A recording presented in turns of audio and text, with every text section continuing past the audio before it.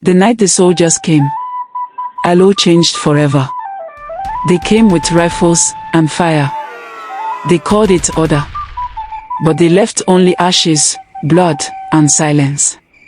In the middle of it all was Adiala. 23. Strong, fierce, unafraid.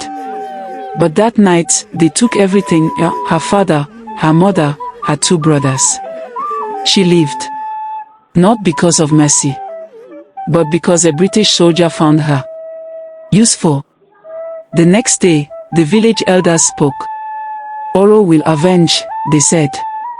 The gods are never silent for long. But Oro remained silent. Days passed. Then weeks.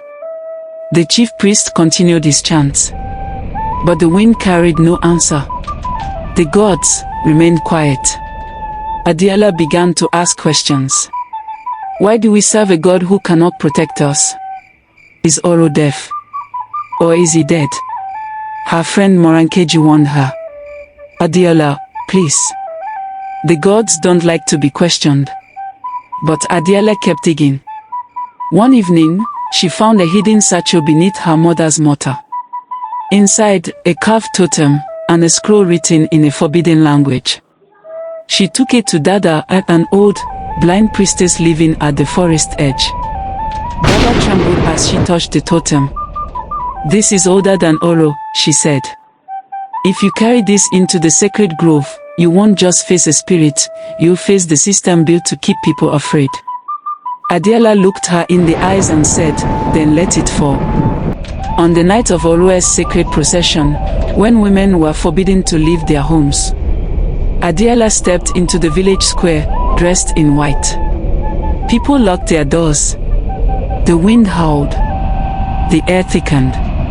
Fear moved like a shadow. Morankeji shouted from behind her door, crying, "You'll die, Adiala." No one challenges Oro. But Adiala walked on. "I will not die silent," she said. And then, the air shifted. From the sacred grove, Oro appeared. A towering figure, wrapped in cloth and mystery. His voice thundered. "Child of dust, you trespass. And you betrayed us," Adiala replied. "You let my family die." Oro's voice deepened. "I am bound by covenant. Justice has its season." Adiala raised the totem. "Then your season has ended." A flash of light burst from the totem. The sacred cloth unraveled. And standing there, shaking, exposed, was Baba Ewit Grivenjidi, the village priest. A man, not a god. He fell to his knees and cried. "The real Oro left long ago," he said. "We kept the fear alive to stay in power. The truth would break everything." And so, the people gathered and saw the truth with their own eyes. But that very night, the elders met in secret. They rewrote the story. They said Adiala had gone mad. That Oro had taken her for blasphemy. Her body was never found. The totem was buried. And the lie restored. But when the moon is full, some say her voice can still be heard in the wind, asking, if your God cannot protect you, why does he silence you? Adiala became more than a memory, more than a spirit. She became truth. Oro was defeated, but the people were told he had won.